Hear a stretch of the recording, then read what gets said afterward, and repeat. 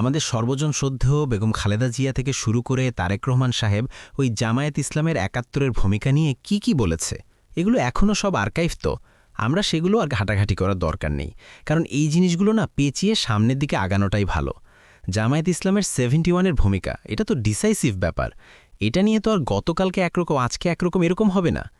কিন্তু আপনি তাকে প্রতিদিন আওয়ামী স্টাইলে, আওয়ামী লীগ তাকে যেভাবে ডিল করতে চেয়েছে, কিংবা আওয়ামী লীগের অ্যালাই মিত্ররা তাকে যেভাবে ডিল করতে চেয়েছে, এটা জামায়াত ইসলামকে কি শক্তিশালী করেনি?